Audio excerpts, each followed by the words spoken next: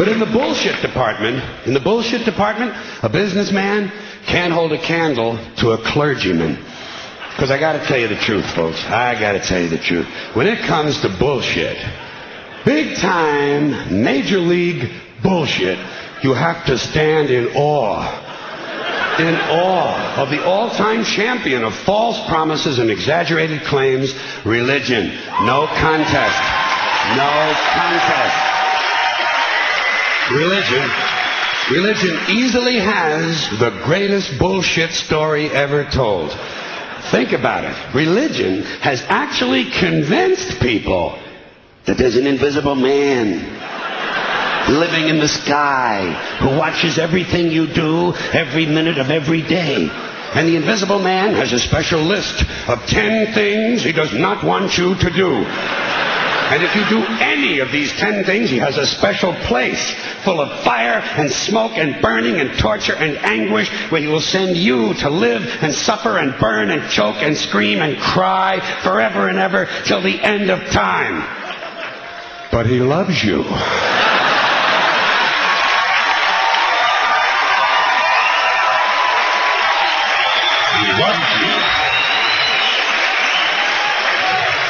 He loves you and he needs money. He always needs money. He's all powerful, all perfect, all knowing, and all wise. Somehow, just can't handle money. Religion takes in billions of dollars. They pay no taxes, and they always need a little more.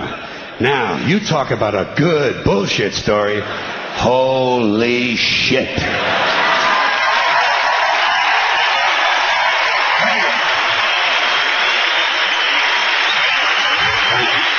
But, thank you very much. But I want you to know something. This is sincere. I want you to know, when it comes to believing in God, I really tried. I really tried. I tried to believe that there is a God who created each of us in his own image and likeness, loves us very much, and keeps a close eye on things. I really tried to believe that, but I gotta tell you, the longer you live, the more you look around, the more you realize something is fucked up. Something is wrong here. War, disease, death, destruction, hunger, filth, poverty, torture, crime, corruption, and the ice-capades. Something is definitely wrong. This is not good work. If this is the best God can do, I am not impressed. Results like these do not belong on the resume of a supreme being. This is the kind of shit you'd expect from an office temp with a bad attitude. And just between you and me, in any decently run universe, this guy would have been out on his all-powerful ass a long time ago. And by the way, I say this guy because I firmly believe, looking at these results, that if there is a God, it has to be a man. No woman could or would ever fuck things up like this.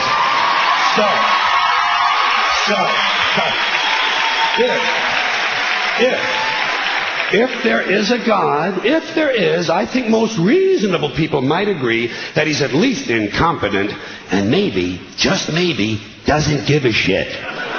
Doesn't give a shit. Which I admire in a person and which would explain a lot of these bad results.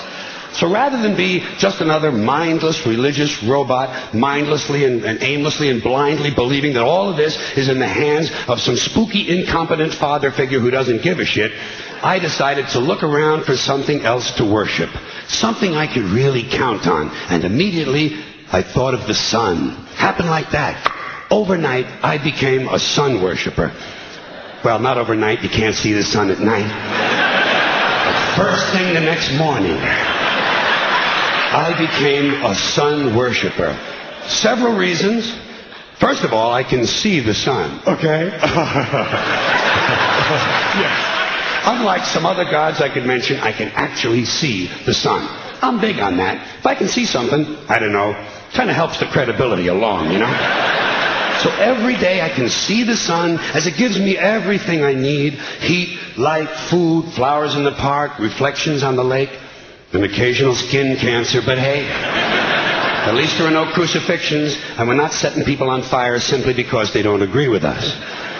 Sun worship is fairly simple. There's no mystery, no miracles, no pageantry. No one asks for money. There are no songs to learn. And we don't have a special building where we all gather once a week to compare clothing. And the best thing about the sun, it never tells me I'm unworthy. Doesn't tell me I'm a bad person who needs to be saved. Hasn't said an unkind word. Treats me fine. So I worship the sun. But I don't pray to the sun. Know why? I wouldn't presume on our friendship. It's not polite.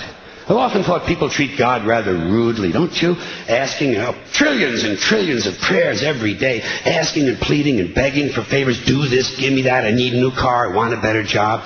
And most of this praying takes place on Sunday, his day off. It's not nice, and it's no way to treat a friend. But people do pray, and they pray for a lot of different things. You know, your sister needs an operation on her crotch. Your brother was arrested for defecating in a mall. But most of all, you'd really like to fuck that hot little redhead down at the convenience store. You know, the one with the eye patch and the club foot. Huh? Can you pray for that? I think you'd have to. And I say, fine, pray for anything you want. Pray for anything. But what about the divine plan? Remember that? The divine plan. Long time ago, God made a divine plan. Gave it a lot of thought, decided it was a good plan, put it into practice. And for billions and billions of years, the divine plan has been doing just fine. Now you come along and pray for something. Well, suppose the thing you want isn't in God's divine plan. What do you want him to do? Change his plan? Just for you? Doesn't it seem a little arrogant? It's a divine plan. What's the use of being God if every rundown schmuck with a $2 prayer book can come along and fuck up your plan? And here's something else, another problem you might have. Suppose your prayers aren't answered. What do you say? Well, it's God's will. Thy will be done. Fine, but if it's God's will and he's going to do what he wants to anyway, why the fuck bother praying in the first place? Seems like a big waste of time to me. Couldn't you just skip the praying part and go right to his will? It's all very confusing. So to get around a lot of this, I decided to worship the sun. But, as I said, I don't pray to the sun. You know who I pray to? Joe Pesci. Joe Pesci. Joe Pesci. 2 reasons. First of all, I think he's a good actor, okay? To me, that counts. Second, he looks like a guy who can get things done. Joe Pesci doesn't fuck around. Doesn't fuck around. In fact, Joe Pesci came through on a couple of things that God was having trouble with. For years, I asked God to do something about my noisy neighbor with the barking dog. Joe Pesci straightened that cocksucker out with 1 visit. It's amazing what you can accomplish with a simple baseball bat. So I've been praying to Joe for about a year now. And I noticed something. I noticed that all the prayers I used to offer to God and all the prayers I now offer to Joe Pesci are being answered at about the same 50% rate. Half the time I get what I want, half the time I don't. Same as God, 50-50. Same as the 4-leaf clover and the horseshoe, the wishing well and the rabbit's foot. Same as the mojo man. Same as the voodoo lady who tells you your fortune by squeezing the goat's testicles. It's all the same, 50-50. So just pick your superstition, sit back, make a wish, and enjoy yourself. And for those of you who look to the Bible for moral lessons and literary qualities, I might suggest a couple of other stories for you. You might want to look at The 3 Little Pigs. That's a good one. Has a nice, happy ending. I'm sure you'll like that. Then there's Little Red Riding Hood, although it does have that X-rated part where the big bad wolf actually eats the grandmother, which I didn't care for, by the way. And finally, I've often always drawn a great deal of moral comfort from Humpty Dumpty. The part I like the best, all the king's horses and all the king's men couldn't put Humpty Dumpty back together again. That's because there is no Humpty Dumpty and there is no God. None, not one, no God, never was. In fact, I'm gonna put it this way. If there is a God, may he strike this audience dead. See, nothing happened. Nothing happened. Everybody's okay. All right? Tell you what. I'll raise the stakes a little bit. If there is a God, may he strike me dead. See? Nothing happened. Oh, wait. Got a little cramp in my leg. And my balls hurt. Plus, I'm blind. I'm blind. Oh, now I'm okay again. Must have been Joe Pesci, huh?